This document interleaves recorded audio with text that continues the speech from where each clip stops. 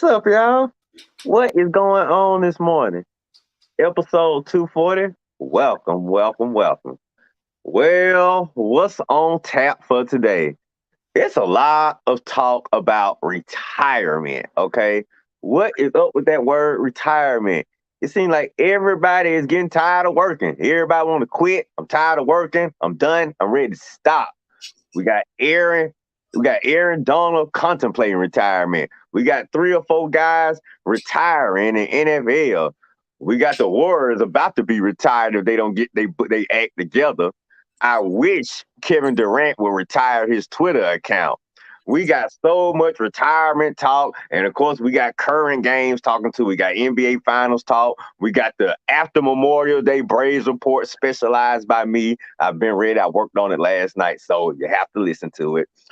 Anyway, not only that, we got all three of your boys in the house today. We got Coach, we got Red, we got your boy Red. Our money, he's out fighting for our country somewhere overseas, but we know he'll be back. Sports base, she's off today. But anyway, episode 240 is going to happen no matter what. So get ready, y'all. It's about to start. Episode 240. Let's crank those engines up and let's ignite right now. What's going on, everybody? Welcome to episode 240 of the Red and Rev Sports Show. Red and Coach are coming to you live from the ATL. Shout it. With the good Reverend coming to you live from the Keystone State of Pennsylvania. We come giving to you real sports talk because we are real sports fans who are real sports athletes who have what, gentlemen? Real sports knowledge. So hang out with your boys, Red, Rev, and Coach for episode 240 of the Red. Okay, Coach. Now you got it. As is our custom, we turn our attention to our numerologist, Coach Patrick Thomas. What you got for us, Coach? Good morning, everybody. Episode 240. We got it's a pretty sad one. This goes out to a guy who was who played for Arizona Cardinals. He was a great defensive player. He played for several years, but he decided the NFL wasn't enough, so he decided to take his talents to the Army. And as he took his talents to the Army, he unfortunately ended up passing away. He wore number 40 for the Cardinals, and he was killed in action. One of the good guys of NFL, Pat Tillman, is our 2-4. Pat Tillman. 2-4. Pat Tillman. All right, we'll go along with that. We remember him, hero who left the NFL to go fight for the country. He was very well beloved, and even in death, he became even more beloved. So one Pat Tillman, rest in peace, brother Pat Tillman. All right, how you gentlemen doing? Good. Good deal. All right. Nice day outside. Well, I think it's beautiful all the way around. Beautiful here in PA, and glad to hear that it's beautiful in the ATL. Let's see, as we welcome Revenite Nation, let's see who's chimed in from Revenite Nation on today. Good morning, Sister Sylvia Harris. The VP is in the building, ready to slam down the gavel to begin another 5 session of the Red and Rev Sports Show, episode 240 on the way. Let go, as they say in the Dirty South. Let go, let go, let go. All right, and he's giving some love to Mama Harris. Joe Black, what's going on, brother? Glad to have you from Jacksonville, Florida, and I'm sure other persons from Riverlight Nation will ultimately join us, or at least we hope they will join us at some point. With that being said, we go right into what we normally do. We open up our show with our dope, nope, and cope moments for this week. And Coach, we'll start with you. What are you doping on this week? Well, I'm doping on one Coco Golf, my friend's daughter who played in her first French Open final at the age of only 18 years old.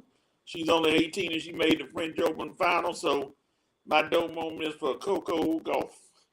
Coco Golf. My bad. Oh, yeah. Coco, what's Red, up? what are you doping on? Or who are you doping on? Well, I got a few possibilities, but I'll just narrow it down to one. And the current one, I'm doping on Trae Young, who became a dad yesterday. Congratulations, Trae. Young son named Titus Ray Young was born yesterday morning. So congratulations to Trae and his beautiful young wife. But dope. Trae Young's becoming a father. And then usually, when players become fathers, they take their careers a little more serious. So I'm hoping Trae's going to bring the happiness and the contentness of fatherhood onto the NBA court next year. Man, I'm expecting a big season from Trae next year. But definitely congratulations on becoming a father, Trae. Excellent. Absolutely excellent. All right, and I am doping on the Braves finally getting their act together. First time with a 3-game winning streak. That's why I have my shirt on today. So this is why I'm going to dope on the Atlanta Braves, since I noped on the bullpen on last week, and had they given up another lead like they did earlier this week, I would nope on them again. But I'm going to dope on them this week. Good job, Braves. 3-game winning streak. Oh, yeah. All right, Brad, what are you noping on? I'm noping on Shannon Sharp. Sometimes in life, there's a little thing called too much information. Mm-hmm. And let's just say Shannon telling us that you brush your teeth 7 or 8 times a day, that you go through 52 tubes of toothpaste a year. Dude, I appreciate you trying to keep your hygiene as perfect as possible. But sometimes, dude, that is too much information. I guess we can't tell because your teeth be gleaming white on the show, man. So, but nope to you disclosing, telling us that you brush your teeth 7 or 8 times a day. Sometimes some information is not necessary. So nope, Shannon Sharp. Love you, but nope on that.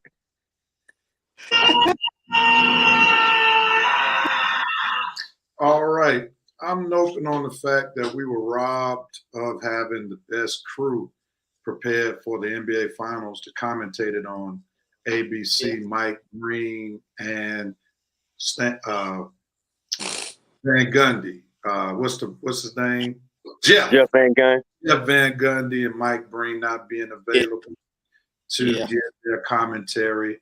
Even though the black guy from Canada is solid, Mike Breen, I missed his commentary, his announcing, as well as Jeff Van Gundy and Mark Jackson going back and forth. So hopefully they will be over COVID, past COVID protocols, and be back announcing tomorrow night's game.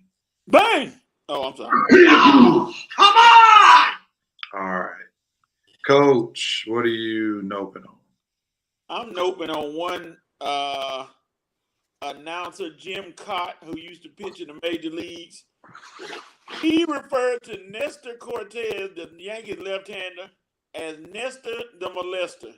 Now, Mr. Cott, I know you've been pitching, and I know you've done your job, but somewhere you got to slow it down and don't use certain terms about certain people. And to call the man Nestor the Molester was kind of ill on your part. He said he meant no ill intent, but words like that you can't say on TV and call a dude a molester in this day and age. Jim Carter, I nope on you. Wow. You have got to be kidding. All righty, gentlemen. We'll go to our cope section of this moment. I am coping on the fact that right now I cannot find a Michael Harris Atlanta Braves jersey unless I create one myself. So I need somebody in the Braves organization to make sure that Fanatics and all of these other memorabilia companies get my man, Michael, and the kid is not my son, Harris's jersey on your website, as Joe Clark would say, expeditiously. Let's do it. Let's do it. Let's do it. Yeah, that's what I'm coping on.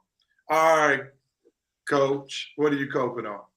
Thank you for taking my Michael Harris coat moment and just that's okay. I'm coping with the fact that Wimbledon may be in a bit of trouble as far as viewership because as of right now, Serena nor Venus is on the list to play over there, and I'm sure that they're not going to be too thrilled that at least Serena may not be playing and drawing viewership, even though you got the young ones coming up. But you know, everybody want to see Serena and everybody want to see Venus and certain people. But right now, they're not on the list. So Wimbledon, I hope y'all can give them an at-large or a wild card invitation or something. But right now, they're not coming.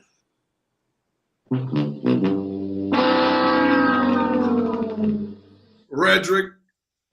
Yes, sir. Well. What am I coping on? The Anaheim Angels once again. All right. Before I get to last night, let me just say the last 15 games, the Angels are 3-12, a 5.47 ERA, 3.7 runs per game. Trout and Ohtani is struggling. Rendon is hurt. No starting pitching, no bullpen pitching. And then what happens last night? You play one of the most dysfunctional teams in baseball, a team that just fired their manager less than 24 hours ago. And what do? You come out and lose 10-0 with your best two bats going to combine 0 for 7. That's right, Ohtani and Trout. I'll tell you, Joe Madden, your seat is warming up like Derek Jeter's Twitter account, buddy. Wow. Anaheim Angels, Lord have mercy. Always start off hot and then fall right back down into the Terrible. Oh, man. All right, gentlemen. Thank you for sharing your dope no cope moments. Let's see what Reverend Knight Nation is doping, noping, and coping on today. Let's see what they got. Here we go. The vice president rather. Oh man, Joe Black is still in exile. Lord. All right, the VP, Nadal doing COVID's work for us, dismissing Djokovic from the French. Coach took her dope moment, doping on the Boston Celtics comeback. Ooh. Vincent Woodruff, great dope coach. She went down big time today in the final straight, but she continues to show us the serious upside. Trey's kid has more hair than he does. Shannon is sensitive to bad breath on his part.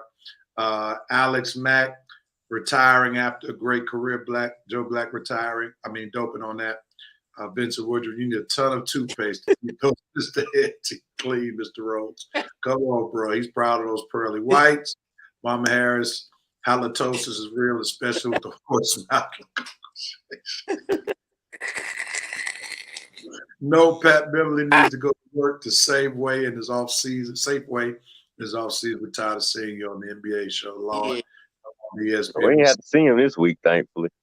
Rev, that son isn't yours, but you could name drop and the Braves organization could give you the Joe Black, nope, the Falcons keep going to the Titan and Bears garbage pile for talent.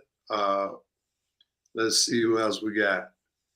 Mitchell White, I'm sure you're coming for red, doping on my Celtics, walking down the Warriors the other night, coping on my Braves, making a mid-season run, noping on the future of college athletics with Neil Deals. My.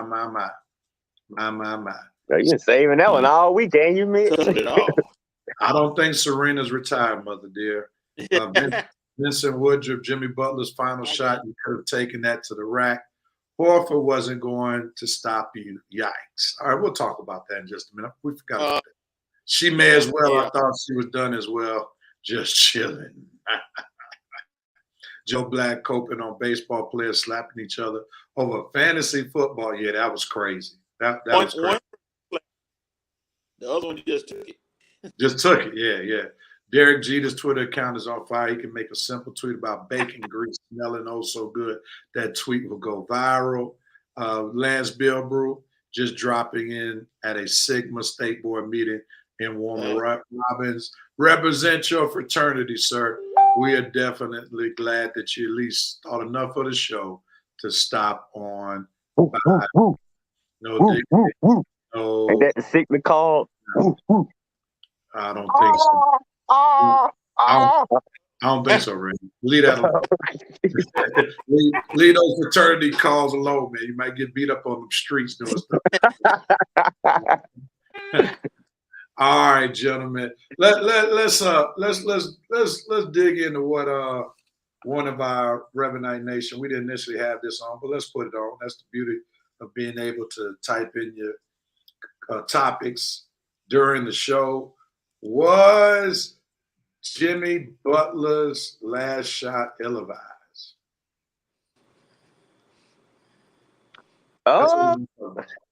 This is a simple case of, what's the word I'm looking for?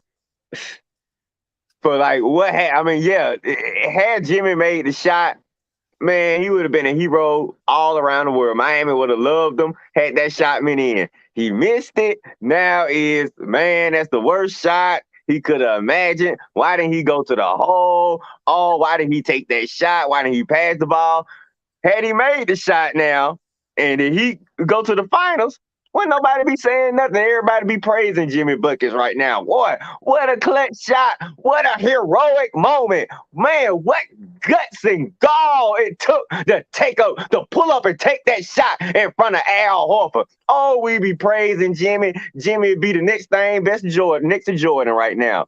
But, of course, when you miss the shot, it's questions, is doubting, is wondering what's going on. Like I say, basketball is a make or miss league. You make it, you get praise. You miss it, you get questioned. And that's pretty much bottom line what happened with Jimmy right here.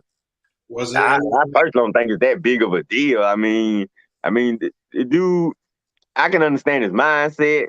He wore down. He's not trying to go to overtime. He can win it right here. Fine, win it right here. I mean, personally, I don't have a problem with the shot. I don't have a problem with the shot because I completely understand what was going on in his mind at the time. I don't have a problem with the shot. Sorry, Coach. All right, Coach. Was the shot ill-advised? You're exactly right, Reddy. I mean, if he make it, oh, yeah, we jumping up and down. Jimmy Butler's so great. If he miss it, now you want to jump on him. What about those 35 other points he made to keep you in the game? If he doesn't score like he did, he wouldn't have a chance to take that shot, because it would have been over anyway. Boston would have moved on and beat them. And for the people that say Harvard wouldn't have blocked that shot, how do y'all know? How do you know he would have got fouled? How do you know that Butler would have missed it? Butler missed a layup before. So it's a if you do, blank if you don't. So, he tried. He did what he did to try in. He had a good look. He just missed it. And part of that miss was probably due to he was so tired for carrying the Miami Heat on his back, he couldn't lift and get that shot off high enough. So, you criticize if you want, but if he leave Miami, I bet y'all won't see the finals again. All right. Was it an ill-advised shot? No. Was it a high percentage shot? No. Do I understand the shot? Yes. Definitely Jimmy Butler played, keep in mind, all 48 minutes in regulation. Oh, that is very rare for any player to play all 48 minutes of an NBA basketball game. To play at that kind of level, to play against those dogs that the Celtics have, that requires exerting a lot of energy. Yep. So Jimmy Butler was trying to go for the kill shot because he knew he didn't have 5 more minutes in the tank in overtime. Yep. Therefore, he was trying to go for the win that would give him a chance to go to the NBA championship. And unfortunately, the shot did not go down, as my 2 co-hosts have already stated. Had he hit the shot, he would have been the greatest thing. Miami Heat probably would have put a statue out there in Miami about the shot that he made. So you can't have it both ways, but definitely, the shot made sense to me, especially taking into consideration he was tired and he wasn't feeling overtime. Being a former basketball player myself, I know what it feels like to know that if this game goes a little longer, I don't have much to give. So I'm going to try to end this thing as quickly as I can rather than do something that will cause me to have to stay on the court longer knowing I don't have anything to give. I think he should have drove in and got a foul. He was tired and trying to end it. Well, he didn't really have the energy to want to go in there and get a foul. Now, Rev, I got a question. Rev. Where are they going to put Jimmy Bucket's statue? Are they going to put it next to D-Wade's sugarcane statue? Here you go. So Miami, Coach, Brother K's coming for you. So Miami will never see the finals again if Butler leaves. Stop it. What? Coach. What? Uh-oh. That sounds like a case comment. Tell me who on the Miami Heat team can lead them to the finals if Jimmy Butler ain't playing. I want you to tell me who on that team can lead. Definitely not Bam Bam. I tell you that. Tell me, Jerome K, since you want to jump in here, who can lead them to the finals if Butler ain't on that floor? I'm waiting on this. Oladipo? Nope. We will eagerly await Jerome Case's response. It don't take 10 minutes, Jerome. No, you tell me who can lead them if Butler leaves. All right, we're going to what's up, Kelly? Kelly in the house. Jimmy was tired, boss. That show you. Jimmy was walking the Green Mile, Vincent. All right, we'll wait on Jerome Cases. He responded. With nothing much, but he responded. He hadn't commented yet on who else could lead him. I think Jerome, just make sure, I think Coach is saying with the team that's currently constructed, who can lead them to an NBA championship. I don't think he says they will never make one, but he's being particular about what he said. You said, Coach, you said ever. I'm talking about that team right now. On that team right now, Hey, since you want me to clarify myself, I'm talking about that team right now, like Real said, currently. That's pretty clever. Jerome, the people of the court await your response. Coach is about to rest his case. No pun intended. That's pretty clever right there. All right. I think we got it clear that Coach was just talking about right now. And Vincent with the Outcast. Forever. All right. Let's move on, gentlemen. We know that KD just had a week full of responses this past week. And is Kevin Durant off the rails? First, he went for Draymond Green when Draymond Green commented that Steph Curry was double teamed more than KD was when KD was playing for the Golden State Warriors. Then he came. KD came for Stephen A. Smith, Shannon Sharp, Skip Bayless. I talked about them making the game of basketball worse with all of their commentary. So what says you, Red, about Kevin Durant? Is he off the rails? Help us out to understand more about Kevin Durant. Oh boy, KD, man. I hope somebody told you to go to my Facebook page yesterday, because you would have saw a very special message that I left you. And I'll reiterate that message today then, since we're talking about KD. KD needs some love in his life. And I ain't just talking about any type of love. I'm talking about some real love in his life. Some real type of good living that he gonna wake up the next day and he ain't gonna forget. I mean, it is gonna be on him like a house of bricks. I'm talking about it's just gonna possess him. It's gonna have him laying on the bed, just staring up at the ceiling in a daze, That's what Kevin Durant need right now. Kevin, boy, you need a date. You need something, dude, because, man, you got way too much time on your hand for a superstar NBA player, man. Dude, why do you feel the need to respond to every little thing that somebody says regarding you or about you in the media, man? What is up with you, dude? And then when people call you the most sensitive superstar, you get upset with that. But you just every day you continue to provide proof of why people call you the most sensitive superstar in the history of sports, man. You going after your former teammates, you going after sports debate. That's just a battle you're not gonna win, KD. You're not gonna get rid of sports debate. It's too popular now. I mean, you see what me and Rev and Coach do every weekend. That's something you're not gonna get rid of. Okay, so like Stephen A. said, you just gonna have to get used to it, man. Get used to it and get yourself a life so you won't even have to be worried about the media and what people say. You hear athletes all the time talk about, I don't pay attention to the media. I don't pay attention to what folks say to me on TV, the radio. I'm focusing on my game. I'm focusing on my family.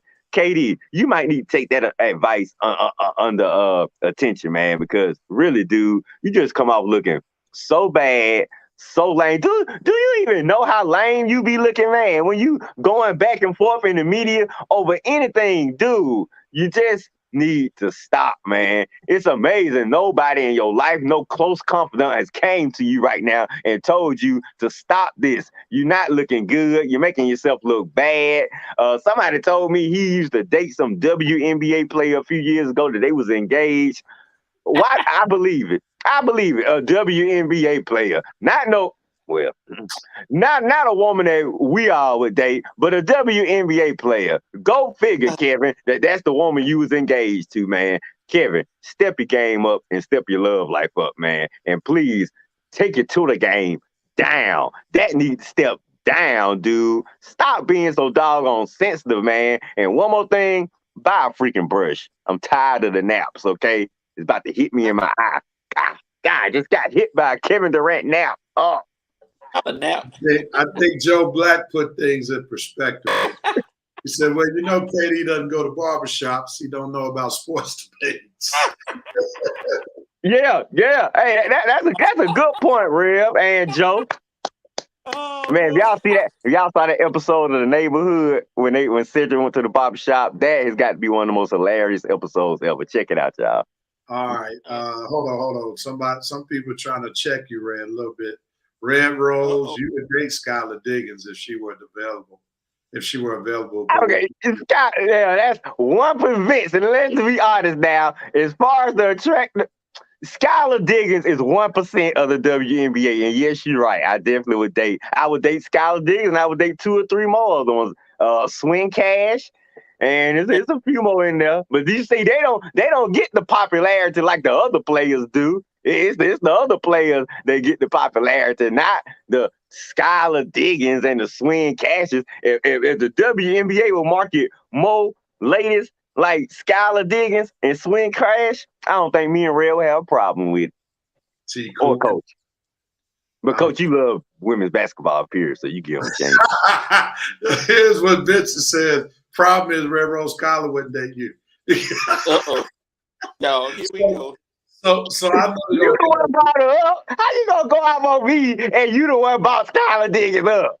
That's why. Hey, you brought her up. Sure. I was just telling you that. Yes, I understand. I know she fine, Vincent. Jeez. Red, I didn't know your new name was Reed, but this is pertaining to you. What does Reed have against WNBA? So Reed, tell us what you have against WNBA players, Reed. Well, I need to ask Mr. Casse to first learn how to pronounce my name, Mr. Casse. Okay. I don't have anything against WNBA players. Jerome, I don't have nothing against him because I never watch him, so I shouldn't have nothing against him. Oh, he said this is the wrong month for Red to be going in on the WNBA. Why? Kay's taking a page out of the Webster book.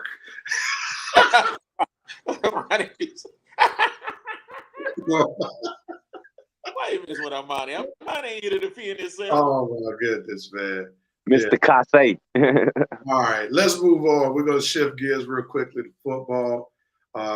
Aaron Donald making news. What's up? You all right, Coach? Rev, you didn't see. Yeah, you didn't see Armani. Not Armani. Durant had a late tweet. He just tweeted a few minutes ago. What was his latest? That's what he said. Oh my goodness. He says Bobby Brown. That's what he is. It's so sensitive. They helping you, Rev. What this month is? Pride Month. Oh Lord. Oh Lord. Just leave it right there, Red. Just say, "Oh Lord," leave it right there. Y'all. I'm not going any further. I got my comments out. I'm not gonna make it worse. Oh, Mr. Kase. Okay, now I see what Red was referencing. Okay. How you Went French on him. Don the Sports trying to do better than No Limit Sports. Lord. Oh, Kanye. Hey, Dana. All right, Miss Brick is glad to have you. All right, let's go. Is Aaron Donald's career complete? He's flirting with retirement. He believes that with the Super Bowl ring that he just got, all the all-pro defensive teams that he's made, he says, if I put up my cleats, turn in my helmet and shoulder pads today, my career is complete. Coach, I'll start with you. Is Aaron Donald's career complete if he retires today? Sure it is. Sure it is. He's a Hall of Famer. When he leaves the sport 5 years later, Hall of Fame bound. I mean, what does he have to prove? What I don't know anything he had to prove. He finally reached the ultimate goal that every player wants, getting to the the Super Bowl. So now what does he have to do? He punishes people every week. He's dominant, one of the top 3 dominant defensive players in the NFL. What more does he need to do? So if he retires today, puts them up, leaves the cleats up, hey, Hall of Fame, career complete. Red, do you share Coach's sentiment? I do, but I really don't want him to retire. It's just when you come across great players like that, you kind of want them to play as long as possible because, I mean, when we're going to have another Aaron Donald? So, I've just admired him for so long. You know me, I'm a huge fan of the NFL, and whenever I see a great player, I want to get as much as we can out of him because, like I say, once he does leave, you just never know when you're going to see another great player like that again. I mean, like when Deion Sanders retired, I'm still waiting on my next favorite cornerback since Deion Sanders retired. I mean, the way he played, the way he covered that field, it's hard. I haven't seen anybody play cornerback the way Deion Sanders played cornerback since he retired. A lot of great quarterbacks retire. You don't see that type of quarterback play again. I mean, the way Aaron Donald bruises and just uses his ferociousness to just pound and punish offensive linemen. When you know Aaron Donald right there, you can forget about running that ball through 99's gap. You can just hang that up. And as far as QB pressure, like I say, when this guy leaves, we are really gonna miss a great one right here. Like I say, I'm a huge Aaron Donald fan. I'm a huge fan of most great players in the NFL. So he's a great one.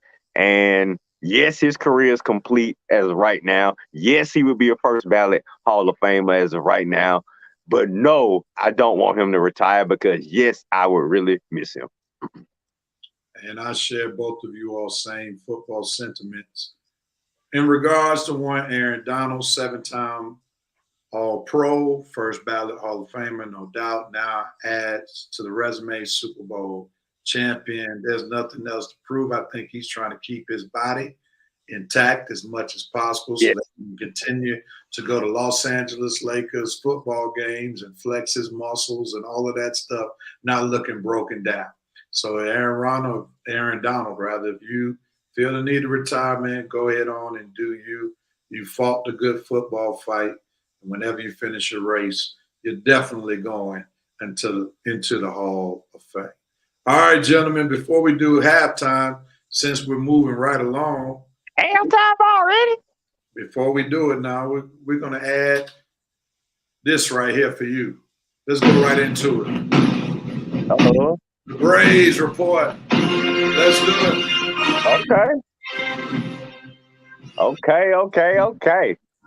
Give me a minute. Let me bring up my numbers. All right.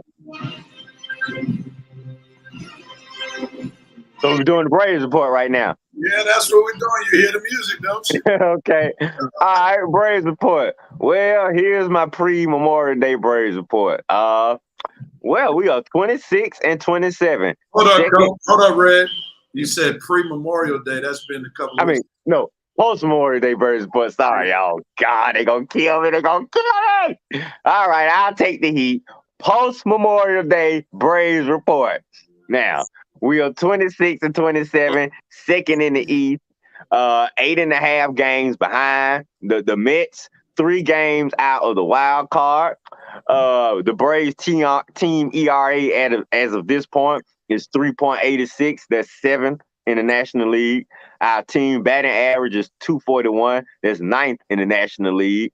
Braves have 2 pitchers in the top 10 in ERA in the National League. That's Kyle Wright at 241, Max Fried at 279. You got 3 pitchers in the top 25, Wright, Fried, and Ian Anderson, but his ERA is like 4 point, and he's right there at 25th spot with a 4.70 ERA. But Ian had showed me something. I know he'll pick it up. He just had a little bad luck in the field and a few pitches that he like to have back, but I got complete faith in Ian. I know he'll be there when we need him. I think the Braves have 3 pretty good pitchers right now. Max Fried is great. Kyle Wright is getting there. Ian Anderson is very good. Charlie Morton is solid. Okay, I don't really like his high ERA right now, but he's Charlie Morton, so I give him the benefit of the doubt. Now this is gonna surprise you, real right here. Kellen Jensen. I'm gonna call you your real name today. Kellen Jensen has 13 saves. That's 3rd in the National League. I honestly was shocked at that stat because all I ever see him do is blow saves. But it's good to know that he's 3rd in the National League in saves. He gave us a pretty good save last night. Once again, you gotta put your heart in your chest when he's on the mound. We got to get away from that. We can't be nervous when Kelly Jackson come on the field. Now you got to be a little bit more consistent, like me and Real was discussing earlier this week. But like I say, as far as the Braves report right now, we right where we need to be. The Mets shocked us because they're a little bit better team than we thought. But the Braves are right there, probably a better spot than they were last year around this time. We still need to get over 500, but I have all the faith I do in my Bravos. I know as soon as this June and July, as soon as these months heat up and the weather changes, that our backs are just gonna be flowing all out the park. So our backs are gonna rise up, our pitching is gonna step up, and guess what? When playoff time comes, the Braves are gonna be right where they need to be. Go Bravos, chop on. Your boy Red is behind you 100%.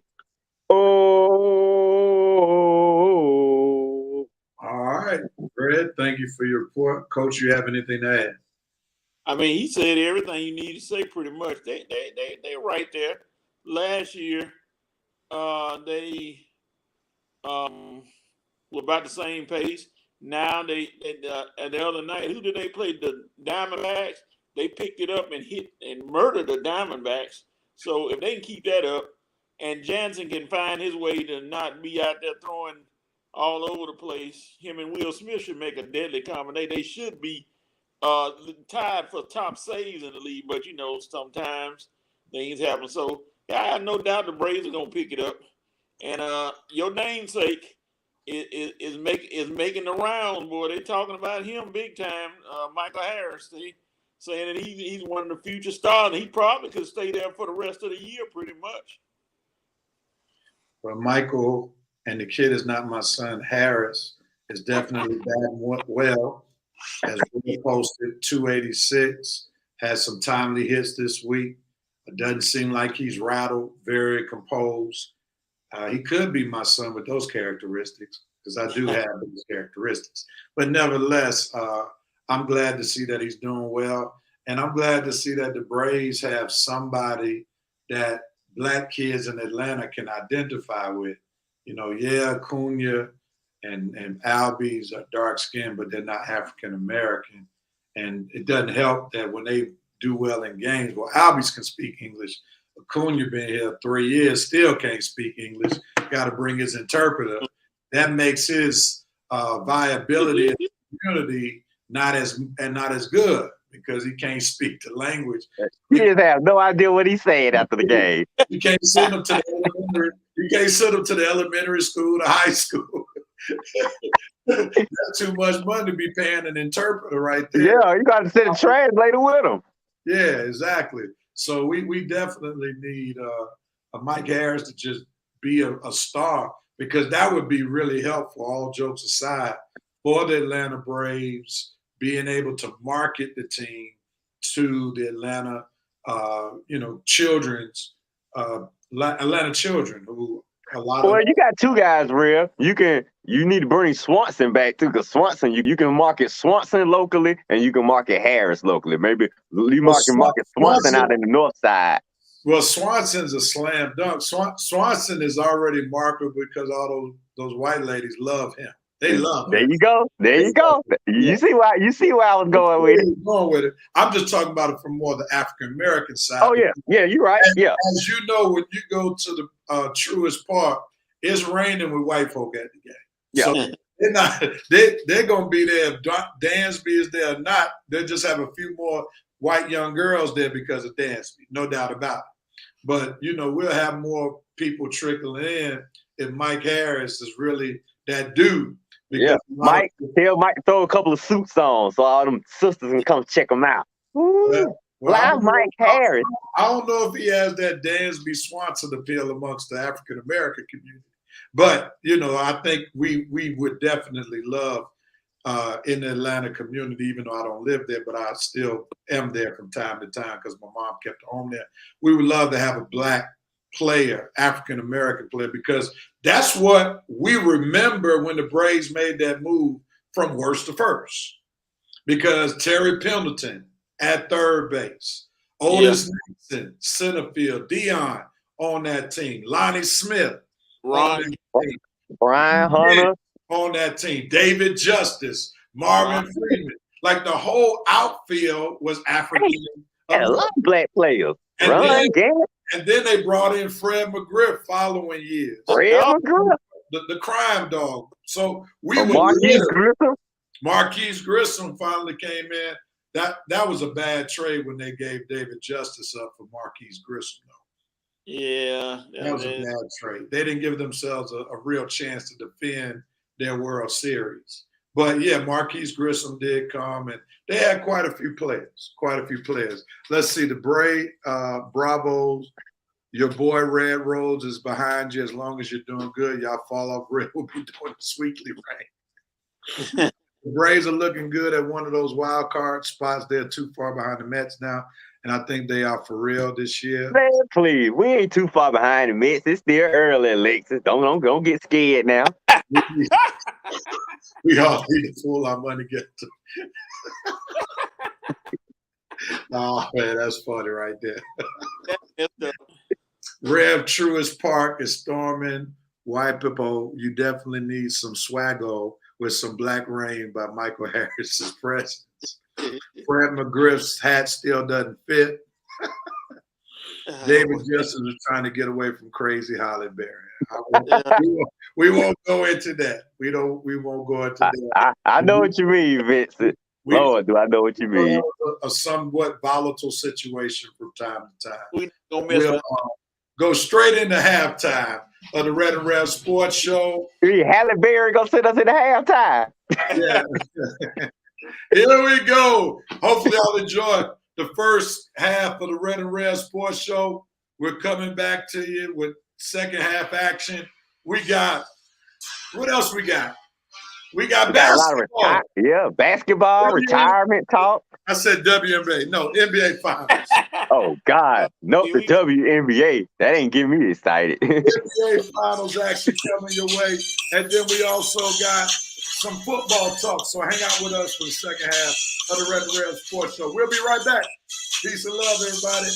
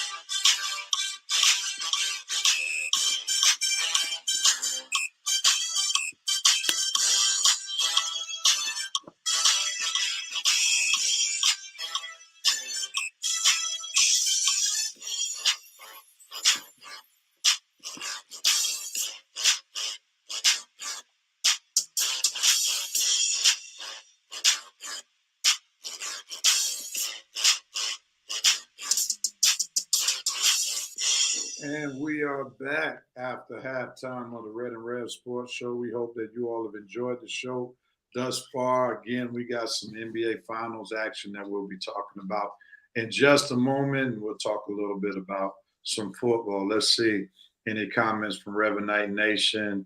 Let It Be the Holly Berry from that Sword, that movie Swordfish. Oh, Lord. I'm not putting Red's comments on there because I don't want to continue to encourage him to post talking to our fans when he already got a mic. All right. Anybody say Halle Berry from Swordfish? Oh, my goodness. This dude. Still here. All right, gentlemen. Let's move forward. Move on. Our 5 for 5 segment. We got 5 topics. 1 baseball, 4 topics when it comes to football. So we're going to get this 5 for 5 started in just a moment. We're going to start with what happened in the state where I live now. There was a firing that took place. Yeah. Here we go. Joe Girardi out as the Phillies skipper in Philadelphia. You gentlemen, you got 45 seconds solo, 15 seconds with the community screen. After those 15 seconds, you keep on talking, you will be muted. All right? Just keep those things in mind. Here we go, gentlemen. Joe Girardi fired in Philly. We'll start with Red. What you got? Surprised, but then not surprised. Philly had a lot of expectations. Why they had these expectations, I have no idea. Do you not know you're in the division with the world champion Braves? What you thought you were gonna do? You thought Joe was gonna come over there and have that Philly team knock my Braves off? Nope, can't knock the Braves off, can't knock the Mets off, probably can't even knock the Marlins off. But look, it's just a team with a lot of high-paid players and a lot of disappointing results. Joe's a good manager, but I don't think he was the manager for that team. I didn't think he was the manager for that team when he got hired. Joe, you're an American League guy. You've seen when you tried the National League East before and it hasn't worked out. You tried it with the Marlins, you got fired. You tried it with the Phillies and you got fired. Joe, stay out the National League East, okay? You're a New York guy. You're an American League guy. Stay over there. Love you, Joe. Coach Joe Girardi. Joe, you have plenty of talent on that team, but you just couldn't get it together. You stayed below 500. You never put a squad that would win. Philly is not a patient town. They want winners and they want them now. Like the guy said, I want my money and I want it now. So, All right. The Lunas has been cued. Vincent Word of Philly don't play that. Joe couldn't get it right. Red Rose, remember, this is the city of Philadelphia. We know they different. Joe will do well elsewhere. What are your thoughts? You think Joe does better elsewhere, Red? Yeah, like I told him, NL East not the division for him. He need to go to the American League or at least stay out the NL East. Yeah, he can do a better job somewhere else. I just don't think Philly was the right team for him. I mean, if you're going to come back into managing after leaving the Yankees, the Philly last team I would go to. Yeah, it's a tough place if you're not winning. Great place if you are winning, you play hard. They love their players whom they love, and they despise the players whom they despise. Not much middle ground. You either love or despise here in the city of brotherly love. Joe already got enough gray hair. I mean, boy, he's going to have white hair after a while. No doubt about it.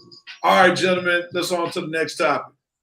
Here we go. Unfortunately, running back Marion Barber passes away. He had some bouts with mental health illness, been arrested a couple of times. He unfortunately passes away on yesterday. Coach, what are your thoughts about one Marion Barber?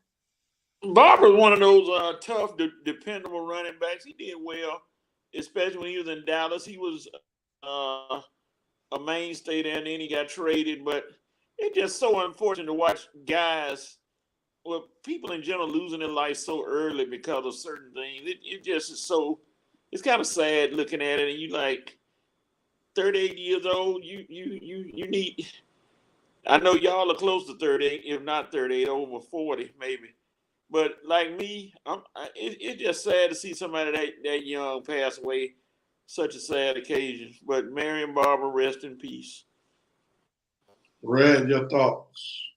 I second everything Coach says. It's always a sad situation when you see a young man passes away, especially a young athlete who we all felt probably had a promising future, or at least a future that he shouldn't be gone from so soon.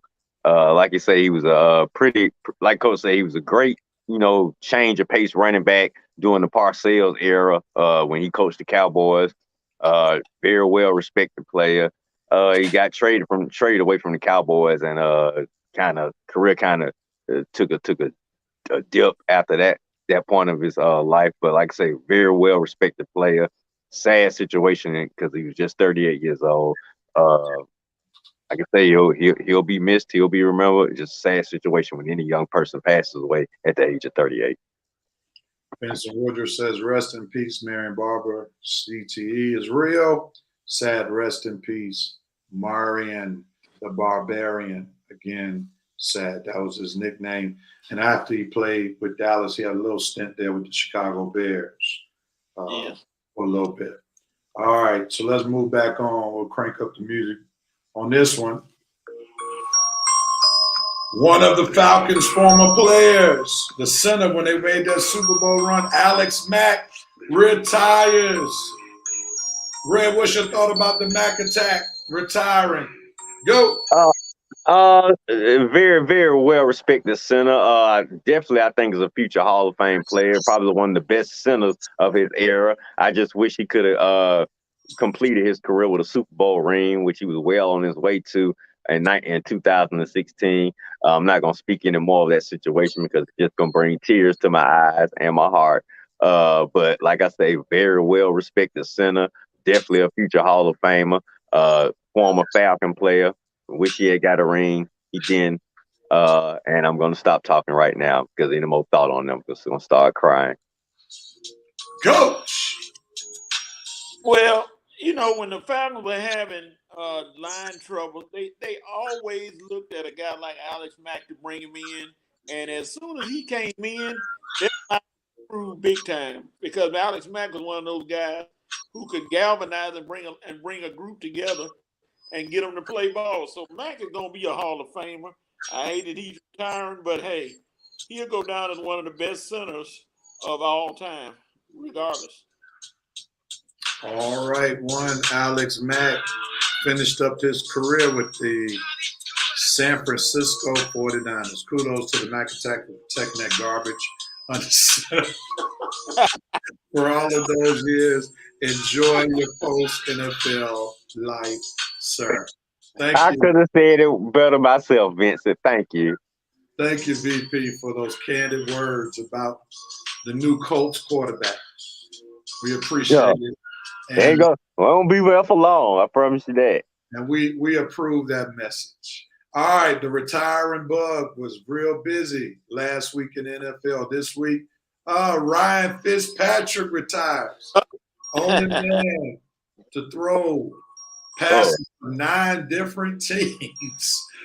What's your thoughts, man, about Ryan Fitzpatrick, who some would call during some stages of the season Ryan Fitzmagic? Fitzmagic, baby. Every time he touched the ball, it was magic.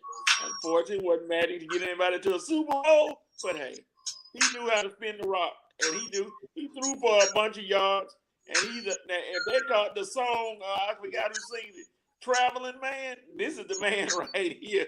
This is a true nomad. He never stayed with a team long because anytime somebody needed a quarterback, they called Ryan Fitzpatrick. He was like, I'm happy to come.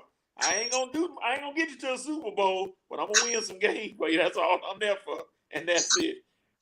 Good luck, Ryan, in your retirement. I got a feeling it won't be long or somebody gonna call you. Red, Ryan Fitzpatrick retires. What you got? Like I say, Coach said he was Fitzmagic. Well, don't forget, Coach, for a lot of teams, he was also Fitztragic.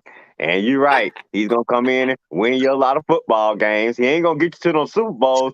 He ain't gonna get you to the playoffs either. No Super Bowls and no playoffs. He'll win you a few games. He'll give you a few weeks of magic, and what? We might be able to do something. But in the end, Fitz magic usually turns into Fitz tragic, and that's why he's been on 9 or 10 different teams throughout his career. And all I have to say about you, Ryan, is you got a problem with my Falcons? Why you couldn't give my Falcons a shot, man? You gonna play on all these different teams. We could have used you a little bit too, just to give me a little hope for 2 or 3 weeks and to disappoint me at the end. Hey, I'd be used to it. That guy that just left us been doing the same thing for 14 years. So enjoy your retirement, Fitzpatrick. But like Coach said, I think this may not be the last we see of you. Until quarterback get hurt, a team's losing, they might give you a phone call and something to tell me you're not going to shave that beard off right away. You'll be ready to play again. So just stay by your phone, Fitzpatrick. When I see the NFL a whole year go by and you don't play, then I think you're retired. Well said. Well said. Well said. And well said. All right, let's see. We got some comments. Thanks for your time with the Dolphins, Fitzmagic. Let's see, Ryan, Jamaican Fitzpatrick retired after forever. I think he played with Coach.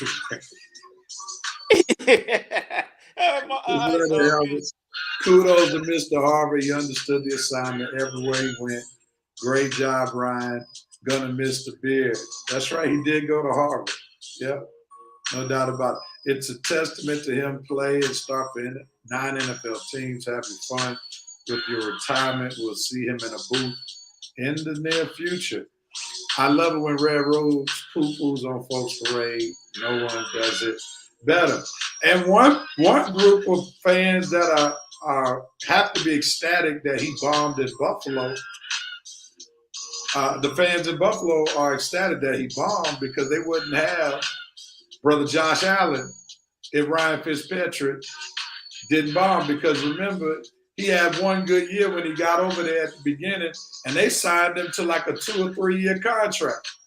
And then eventually the true Ryan Fitz tragic came up on the field, and then they eventually found him another address, which paved the way for that young stud, Josh Allen, to come and lead the team now. So I'm sure Buffalo fans say thank you on a lot of different fronts to Fitzpatrick not being so good, because Josh Allen is 100 times better than Fitzpatrick would ever dreamt about being.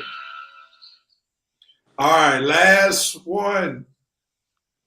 Running back Frank Gore retires from the NFL. You sounded surprised.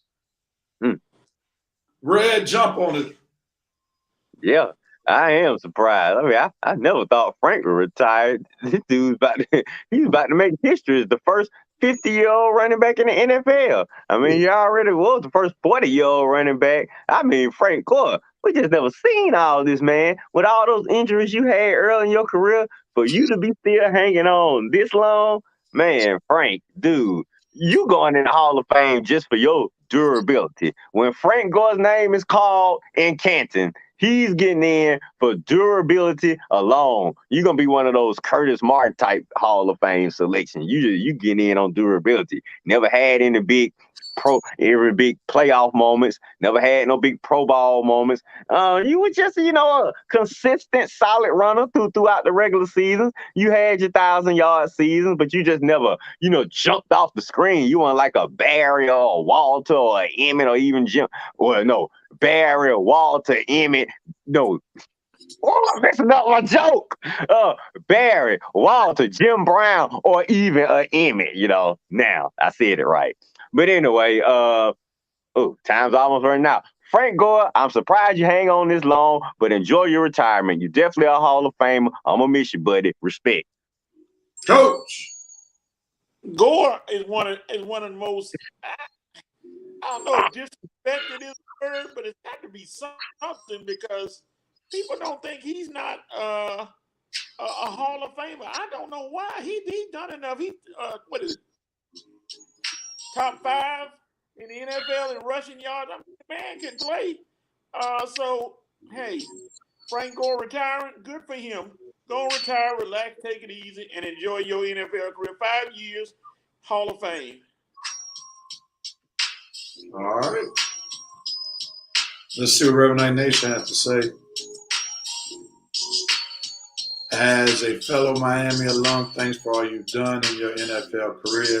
He was a former Miami Hurricane. Job well done, Frank Gore. We appreciate all of the great years you gave us in the Bay. Thank you, sir. Also, folks, for getting on the reason we know who Clinton Portis and Willis McGahee is because Gore was constantly injured at the U. Things happen for a reason. Job well done, Frank the Tank. Gore is a Hall of Fame indeed. First ballot, yes, we can build this case, Job well done. I don't know about first ballot, but I've come around on Frank Gore to concede the fact that he will be a Hall of Famer. First ballot, It depends on who on that list when he come out. If it's a weak year, he might make first ballot. Yeah, he's not a no-brainer first ballot. No, not no brainer. I mean, let's not put him on the same level as the Walter Payton, Emmitt Smiths, Barry Sanders. That's first ballot. That's first ballot Hall of Fame. You know, he may have to wait a little bit. I equate him to be like a Chris Carter. You know, on the same level as a Chris Carter. I hope he don't got to wait 6 years like Chris Carter. Well, you know, I don't think he'll have to wait 6, but, you know, he's not on that top tier running. Yeah, I feel what you're saying. He's more a second tier type Hall of Fame running back. Yeah, second, third, somewhere around in there. But, yeah. But he'll make the Hall of Fame at some point. All right, gentlemen, let's see. Frank thrived on some bad San Fran teams. He's not a Super Bowl first ballot, but he's deserved. Yeah, we won't. Yeah. He's definitely deserved. We cannot deny that. All right, gentlemen, we thank you all. He'll get in for Jamal Anderson. Yeah, no doubt about it. No doubt about it. All right, gentlemen, let's do this, man. Y'all know how we do it. We got to talk to NBA Conference Finals. There's one light-skinned guy on this panel who ain't too happy. I'm not the light-skinned guy that I'm talking about, though. Let's talk some basketball. NBA Conference Finals. Celtics are leading the Warriors 1-0. The Warriors had a 15-point lead going into the fourth quarter and wound up not only losing that lead, but losing in double digits to the Celtics, where Atlanta's former player, Al Horford, went nuts from the three-point line. Hit, 6 of them? And he dropped 26 points. And then you look at Jason Tatum, only shot 3 for 17, had 13 assists. Steph Curry went nuts in the first quarter, 21 points, but he couldn't combine that 21-point total in the rest of the 3 quarters that he played. So with that being said, we're going to start with Red, who is rooting for the Golden State Warriors. Brother Page is winning in the finals. Page at both sides. Conference Finals, NBA Finals. I'm sorry. Yeah, come on now. Yeah, thank you. Maurice Throw, I know you hanging on every little thing since you're on Bitter Boulevard, since you're Miami Heat went home. I know you on edge on every little word. I understand. He said Bitter Boulevard. That was a good one, Ray. Mitchell White is in the house. You knew he would be back for this conversation. Yeah, we know Mitchell just hanging around for the Celtics talk. Yeah. Celtics had a 27-point swing from the end of the third quarter. Dub just ran out of gas. This will go 6.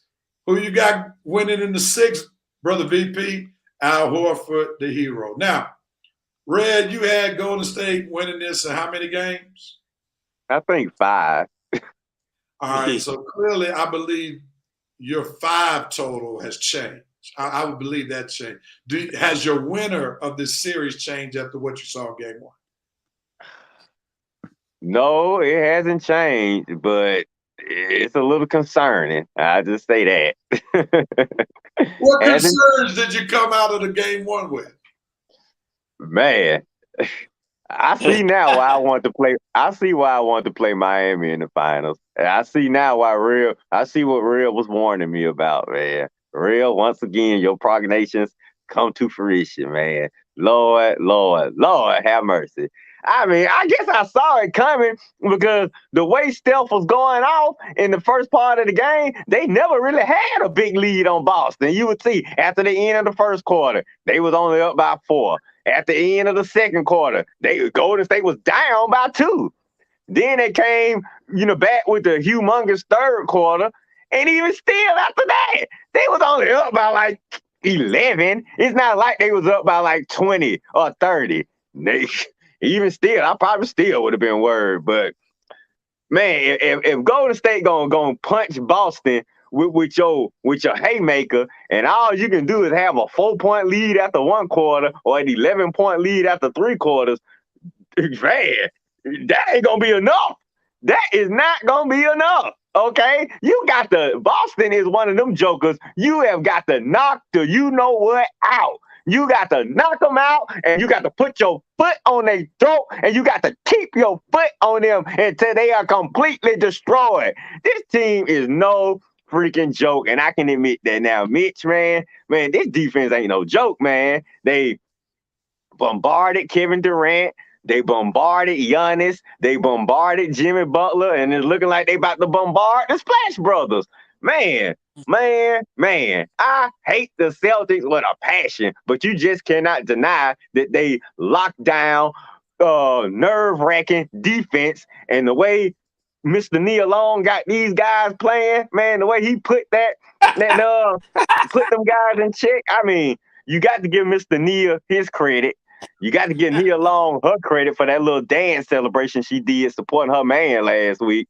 Like I say, the Celtics, man, they ready to play. They coming with some fire. And Golden State, you better be ready. This is a must-win tomorrow for Golden State. If Golden State lose tomorrow at home, this ain't going no more than 5 games. This might even be a sweep, man. Golden State, you have got to step your game up. Steve Kerr, you're getting out coached by Mr. Long. Come on now. Come on. I need my light-skinned crew back and ready. Tomorrow gonna tell me everything I need to know about the light-skinned crew versus these Celtics, man. But the Celtics, they playing and they are for real. And if Golden State don't get their act together, what's gonna happen? My worst nightmare is gonna come true. That the Celtics gonna get that 18th ring before my Lakers. Yeah, dog it! Come on, Golden State. Coach Udoka is going to be one of the greats when it's all said and done. Steph is going to have to play the entire game, every game, and Draymond is an offensive liability. That's what Mr. Celtic has said. Vince has said Mr. Long got them boys playing. They're playing with house money. The Dubs won't be swept, but they won't be able to withstand the ferocity of the Celtics. Sister Dana Brickus, the West Coast light-skinned brothers in trouble. And now, Maurice Thrower said this: Al Horford won't shoot like that again. Also, Golden State better be aware of Jaylen Brown in the fourth quarter, as he's becoming quite the late game sniper. I'm going to hold off on my comments. I'm going to let Coach go with what he has to say, and then I'll respond to maybe this particular statement that Brother Thrower made. What you got to say, Coach? You want me to talk like Stephen A and just start yelling and screaming? No. One thing that people are forgetting, Jason Tatum was 3 for 17, and they still won. You think Jason Tatum gonna shoot that bad again? No. Yep. No. He ain't gonna shoot that bad again. So, of course Al Horford might not do it, but maybe so. But you got a guy, a silent assassin like Derek White, who they keep letting wide open, and he keep making them pay. Keep on leaving that young man open. He's there for a reason. He ain't there best for a season. He's there for a reason. So, and I really hate to do this, but I really don't. Could somebody tell Draymond Green to get down and pray every night to be happy that you're on the Golden State Warriors? Because if you weren't on the Golden State Warriors, you would be a nobody. You with your 5-point average, you'd be a nobody. but they carry you, and you do some things. I ain't gonna take away from your motivation and all that, but you look kind of pedestrian the other night too, buddy. And your scoring ain't gonna be able to be more than Jason Tatum, as Jason Tatum has one leg broke and one hand broke.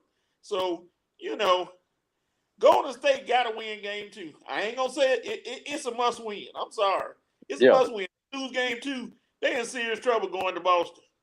Rev. Yeah, Anthony Corey's right. He messed up that A foot, but Al Horford will shoot like that again. Not only is he because he's a mid-range shooter, but you have to look at how open he is. Al Horford can hit the open jump shot, open three-point shot at a high percentage. And it's not like he was shooting contested threes. If you keep leaving him open like that, he will hit another 4, 5, 6 threes in a game. So don't get it twisted, Brother Thrower. That man can shoot. He shoots a lot of open threes. And the reason why it's open is because Golden State is undersized, trying to defend Jaylen Brown and Jason Tatum. And because they are undersized, they got to use a lot of help defense. When you got help defense, what happens? It leaves shooters wide open at the three-point line. Here it is. Golden State, in order to be competitive in this series, they are going to need my boy from Michigan, Mr. Jordan Poole, to step up his game because they're expecting him to give the production that he gave in the regular season when Steph Curry went to the bench. If Steph Curry has to play 48 minutes, it's a wrap. Done deal, baby. Because within those 48 minutes, he has to run all over the place to get open, to handle the ball. Then he has to play defense. Yep, that's killing him. He can't rest on nobody. Nope. Ain't no Matthew Dellavedova on Boston where he was resting against those Cleveland teams. Yeah. You know, when LeBron was there, ain't no Matthew Dellavedova over on that team. And ain't nobody on Cleveland's bench. They just coming off the bench when LeBron go to the bench that you can just relax on. Man, Steph, they took his legs away. He didn't have nothing left in the fourth quarter because he hadn't played too much defense. He was so wore out. And that mouthpiece all hanging out his mouth, man, put your mouthpiece in you don't be walking around with your mouthpiece hanging out like that unless you up about 20 points, man. Put your mouthpiece in your mouth, put your big boy pants on, and let's play some defense, Steph. I'm sick of this, man. I'm sick of the Splash Brothers getting exposed like this. I tell you, y'all embarrass me tomorrow night, I promise me. I am going to get a Splash Brothers a rant like you ain't going to never believe next week. You better not do Teddy. Get it ready. It's coming. It's coming. See, here's the other thing. I think you got to give some grace to Klay Thompson. He's not the same player. Nah. Let's just be real about it. You can't come back after the 2 injuries that he had that were both season-ending injuries for 2 years in a row and expect him to be vintage Klay. Those days are over, man. You know, Klay can still shoot the rock with the best of them, but what Boston's going to make him do is put the ball on the floor. He's not as comfortable having to create his own shot. That's what makes his defense not like it was either.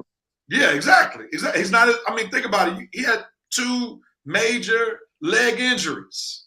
Mm-hmm. So that's not a good matchup to have to play against Jaylen Brown, Jason Tatum. Not them young legs.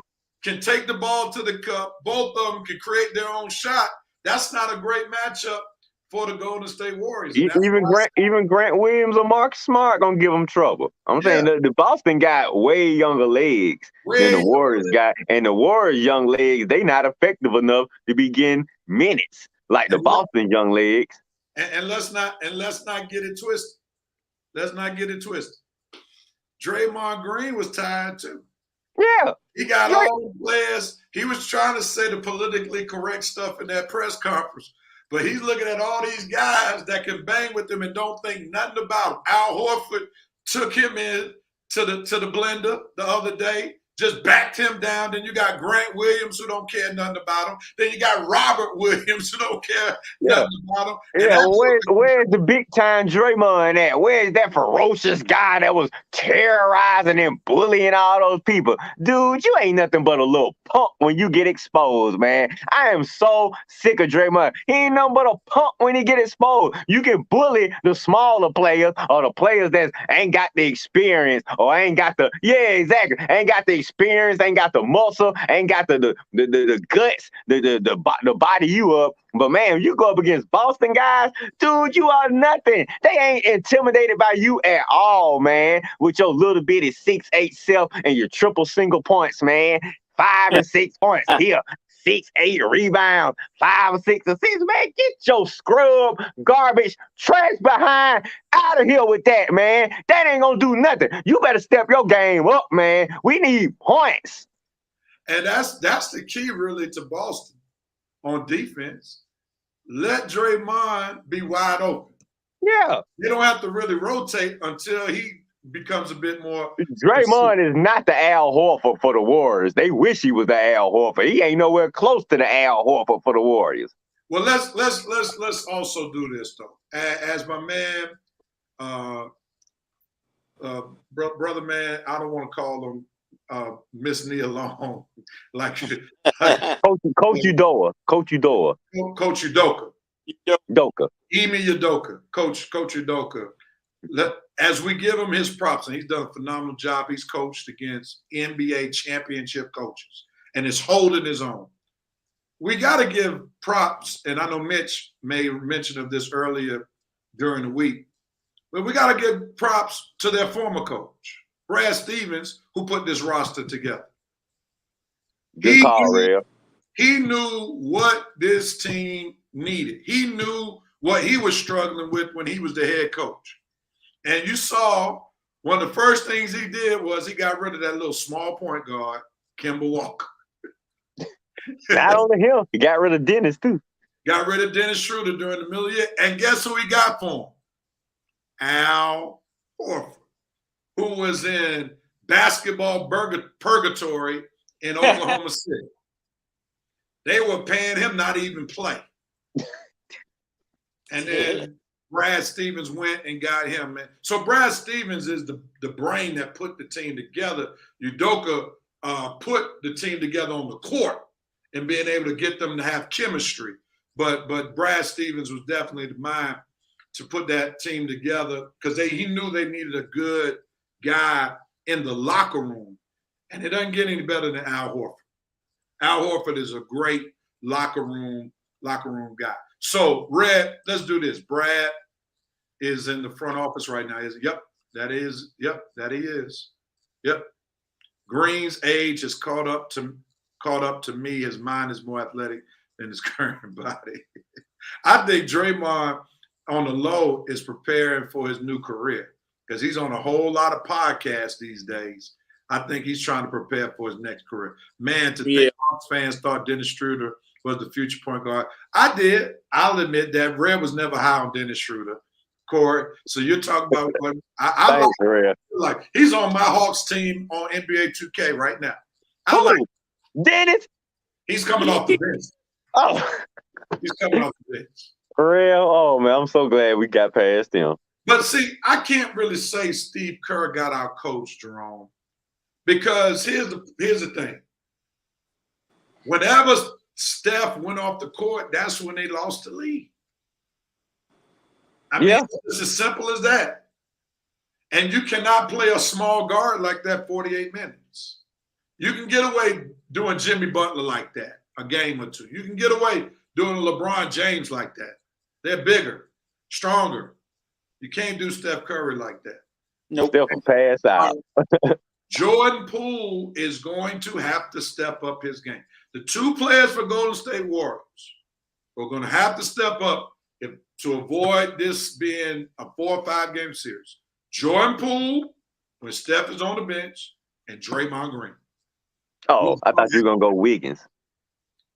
Wiggins gave you 20 points. I mean, he ain't going to dominate. He's going to give you solid game. If you get anywhere between 14 and 20 with Wiggins, That's good. Yeah, you're right. You're right. Complain about that. That's right. Red Wiggins is Anita Baker giving you the best that he got. That's all No doubt about it. No doubt. I love that song, Coach. That's Yeah, And you all know that Golden State had been talking in the locker room, because when Draymond Green made the prediction before Game 6 of the Eastern Conference Finals that Golden State, after they beat the Mavericks, would be playing the Boston Celtics, when Shaq pushed them on who were they going to be playing, yeah. he knew the Celtics were a juggernaut. And that was really the last team that he wanted to face, because they have just as many bodies as the Golden State Warriors. And this is the first test of the Celtics where they just can't key in on one player.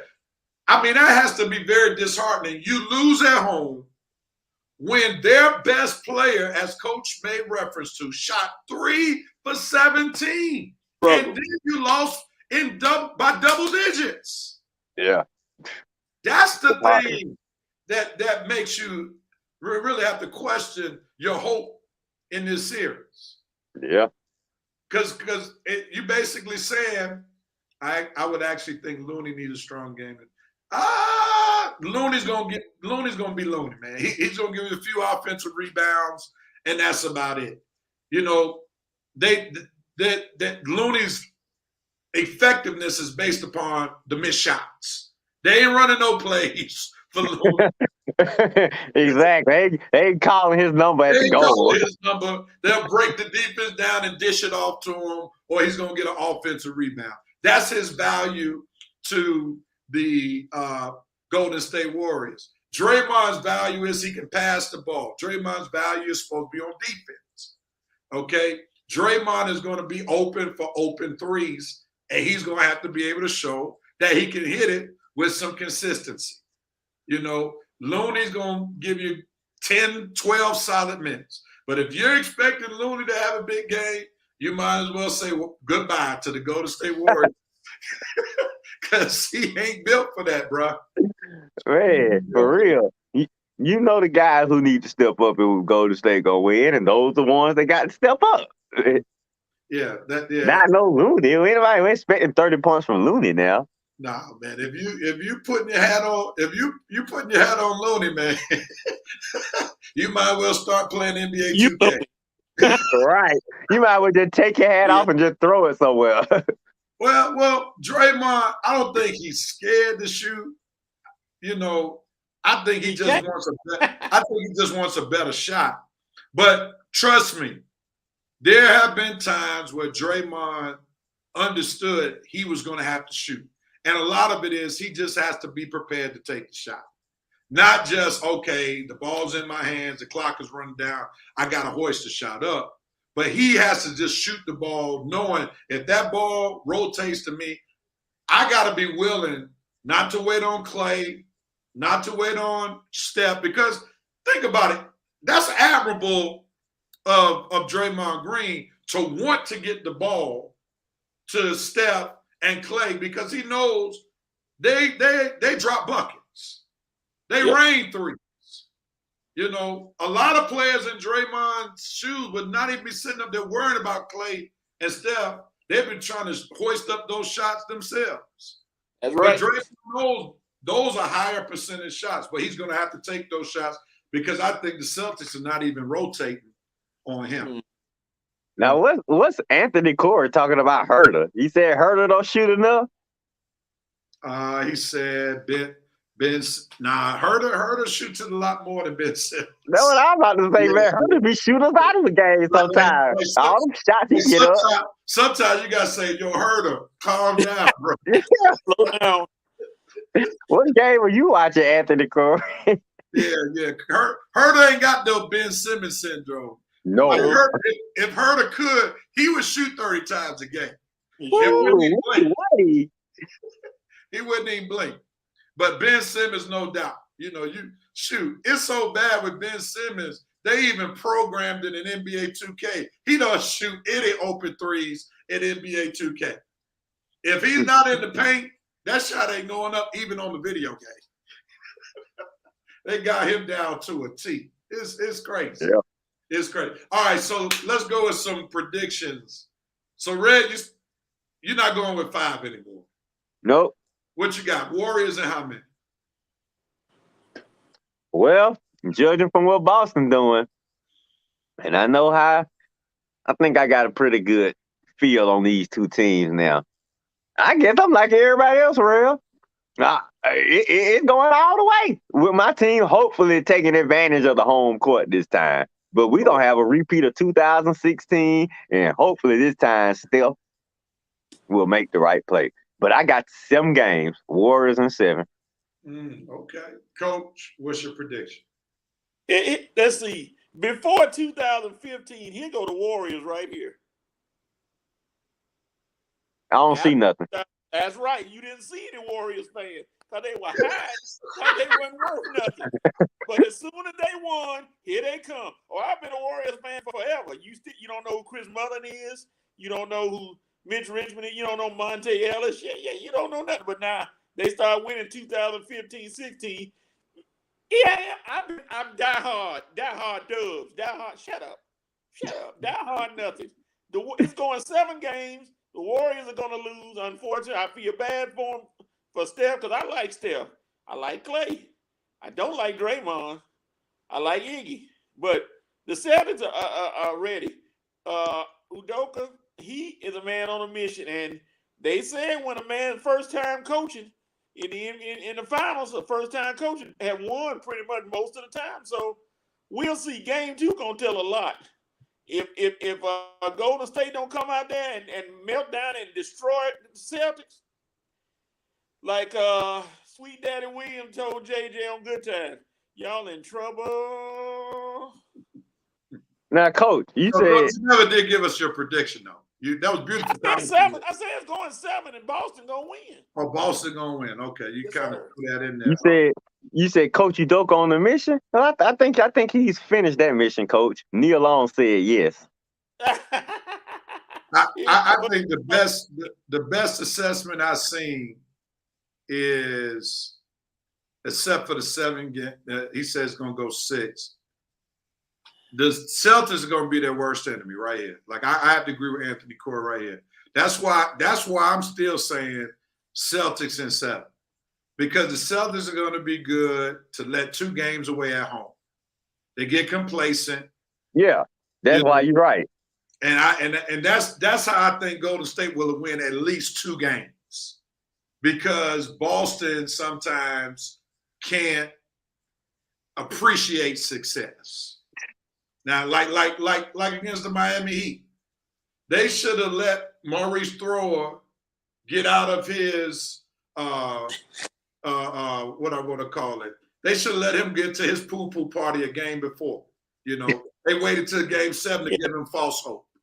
You know, but I think the Boston Celtics for doing what they did because they gave us something to watch last Sunday night, right? But you really appreciated that. I really appreciated that because I needed something to watch on Sunday night.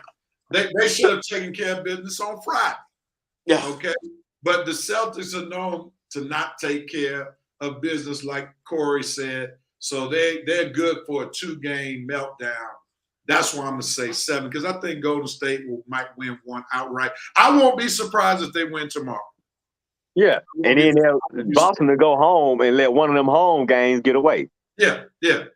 Now, if the Celtics win tomorrow, I say it's going 6. I say it's going 6. It might go 5 if the Celtics win tomorrow.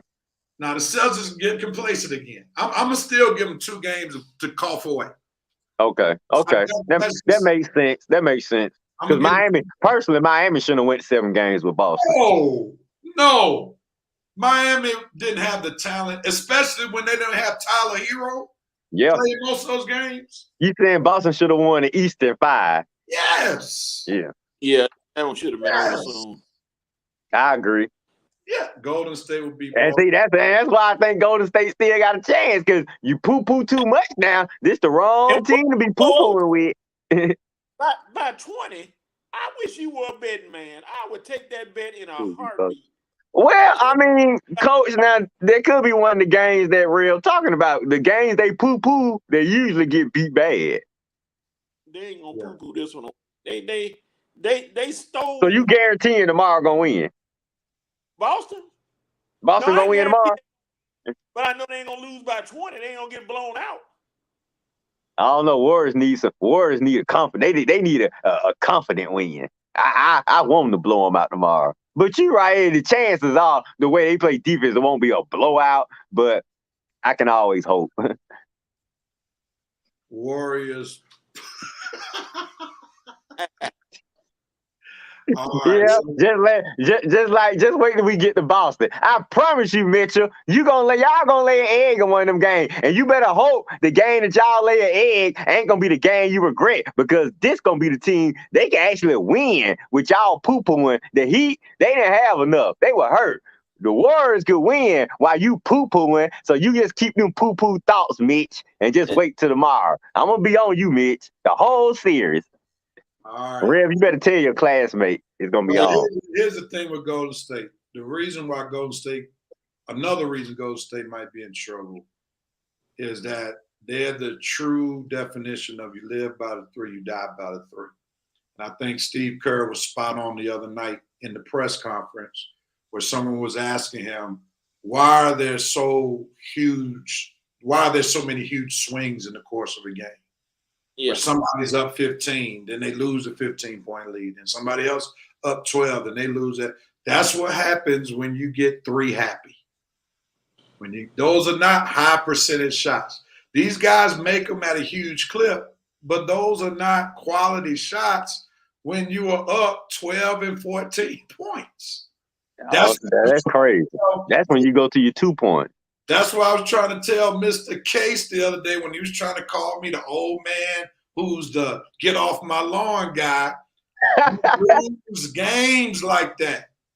When you just keep hoisting up threes, you up 15 points. Yeah. So you want to run clock, get the ball to the paint, make them foul you. So every time you come down the court, you got a chance to at least get points from the free throw line. Exactly. But you're not going to get in the bonus if you keep hoisting up nothing but threes. It's going to be a bunch of 28-3, like a bunch of 28-3 type meltdowns. You know, you supposed, instead of scoring points to keep adding to your lead, you keep doing things to decrease your lead. Yep. And that's why we're learning back in the day why our coaches used to sit people on the bench for taking ill-advised threes, especially when you're up. You know, like they take more threes in one quarter now than we probably shot in a month of games back in the day. I mean, it's just unbelievable. How many championships have the Dubs won shooting threes? Okay, let's all right, let me go back. I'm sorry. Let's put things in context. They won one championship basically because they were three happy. That was the first championship with Steph, Clay, and Draymond. They won those other two championships because they were just better than everyone else. Let's not get it twisted. When you add Kevin Durant to the roster to go along with Steph, Clay before he got hurt, and Draymond Green, Cleveland didn't have a chance. When you just have Kyrie to go with LeBron and Kevin Love, who's overrated. All right. So come on, man. Let's not go to a Jerome case. Let's put things in perspective. And we know they would have three-peat if Kevin Durant did not get hurt against the Toronto Raptors. They would have won. They would have won it again. So come on, man. Perfect transition to Hawks. What we talk about the Hawks for before we sign off? Give us some reason to talk about the Hawks, Corey. I already said Trey became a father. That's all the Hawks talk is we need to talk about right now. Rev, go back to what Jerome said. Side? No, up at the top, above that. How many championships have the Dubs won? Oh, they're saying how many championships? Oh, Let me take that down. Ho, ho, ho. Merry Christmas. Come on, Jerome. Get that W in there. Get that W in there. All right, gentlemen. We're gonna wait for Anthony Corey to tell us what the Hawks go. What we need to talk about the Hawks. I guess he was just joking. But Yeah. I think you were joking, Anthony. There's nothing Hawks related to discuss. They haven't made any big trades yet. The draft hasn't happened. No Hawks discussion. Put the Hawks to sleep for right now, which is what they did in the first round.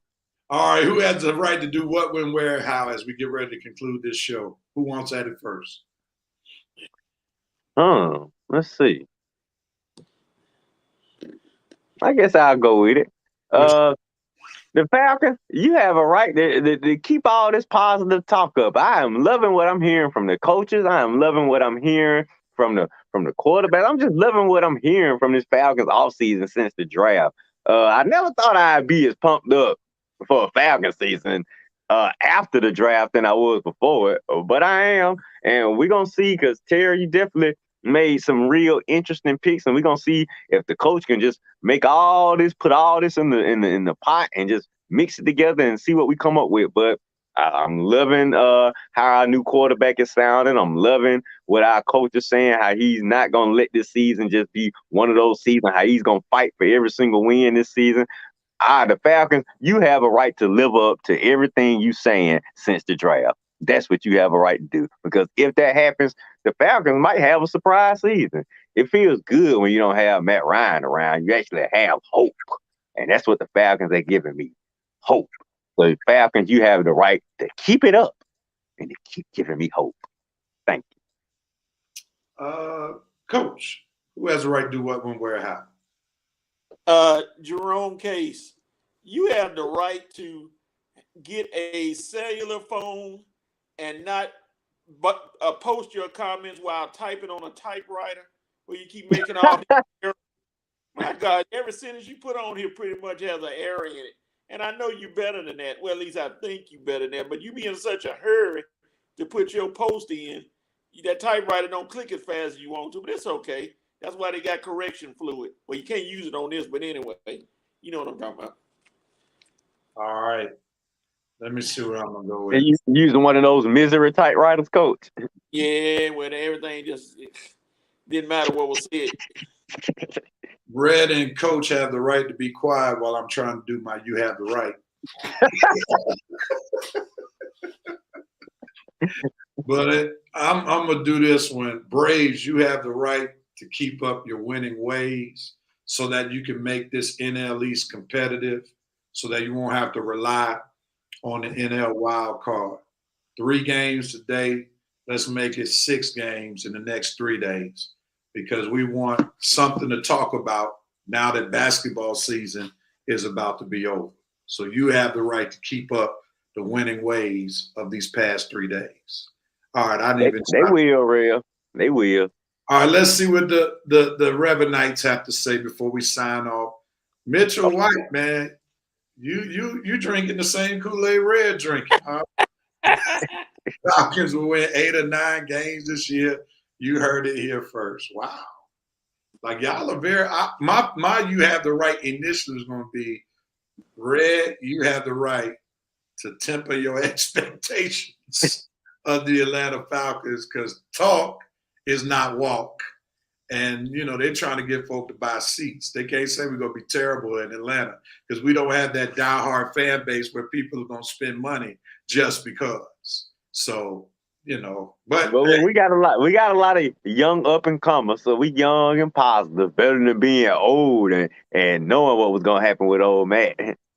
I agree. I think we may need to have more expectations for the 2023 season rather than 2022. But it seems like you're gun ho about this new quarterback from Cincinnati. Well,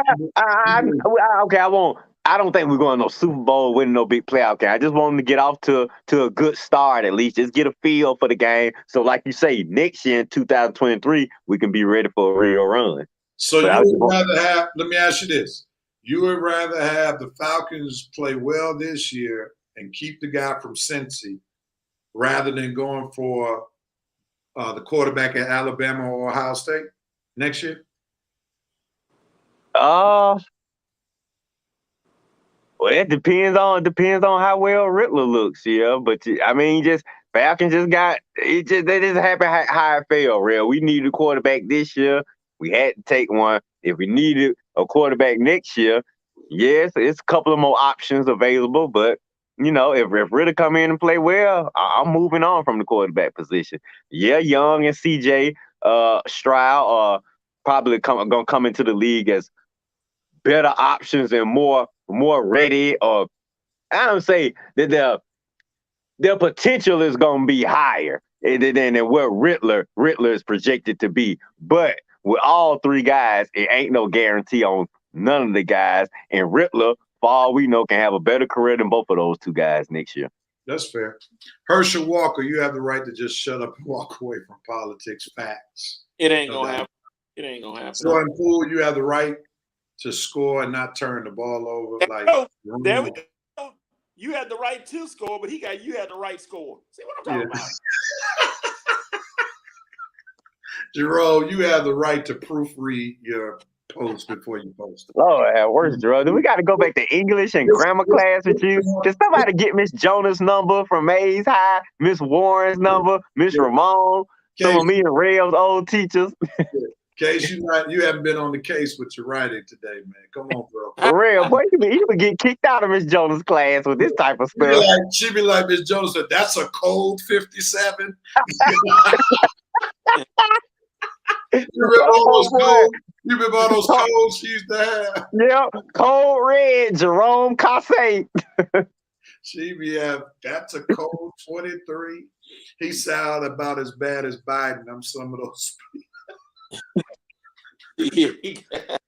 Wow.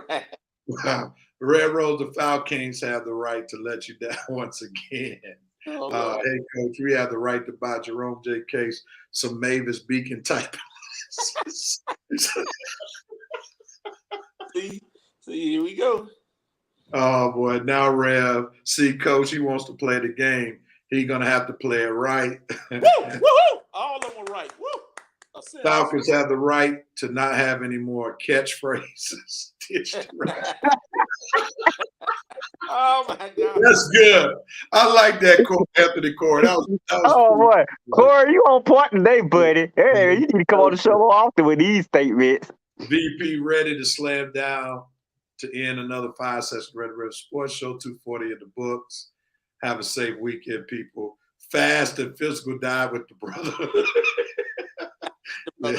I trust Dean Pease and Arthur Smith in the second year. This team way better than last year's team, talent-wise. So, I trust Arthur Smith. I don't know about Dean Pease. But y'all do recognize the Falcons had a terrible schedule last year. Let's be real about it. Yeah. That terrible schedule. The schedule a little better this year. So we'll see. Rev, you have the right to stay with those ATL teams. She's one of my members at my new church. No new fans. Have a great Boy, Miss Brickers is your most popular member at your new church, ain't she? Yeah, man. She's a phenomenal lady. She's battling the illness and she still presses on. And I love you, Miss Dana. Love you keeping red and check up there and feeling. Stay on them, Miss Dana. You have the right to leave Matt Ryan alone. Matthew Ice. Hey, Indy gonna be leaving him alone after 1 year. Watch. Corey said he heard it last week from Smith. Sally tired those catchphrases. I don't blame you, bro. They will be a light-skinned brother. They will be. Okay. Light-skinned brother to win this series. But Alexis, I know you're trying to be funny, man. Come on, get the sentence straight, man. Alexis, we're gonna have to get on you too now. Guys, I'm glad that you acknowledge that, Brother Case. I appreciate your honesty and your self-reflection today. That's very big in your case. Incident makes no word.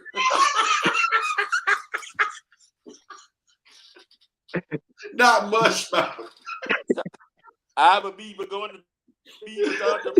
Oh my God, man. Y'all boys, man. When did episode 240 turn to the comedy fest? Oh man, we about to get out of here. Let's read this last comment. Miss Briggs said, I love you back, Red. He dies the most at times about we got to see. That's what happens when you talk about your pastor, Miss Brickens. The Lord didn't let you get that right word out. It was supposed to be does, and you put dies. But the Bible says, touch not my anointed, and do my prophet no harm. Oh Lord. We That's try even to David harm you with messed up to let Rev drop a River Night post on you, man. That's what you Miss get. David, you gotta get him. That's what you get. The Lord didn't let that come out straight. He rebuked that statement. Everybody, thank y'all so much for watching episode 240 of the Red and Rev Sports Show. If y'all enjoyed it, tell somebody about the show. Share it on your social media pages. Come back and check us out. Same time, same Facebook page. Everybody have a safe weekend. Be blessed. And we'll be back with more real sports talk next week. Peace and love, everybody. We're out of here.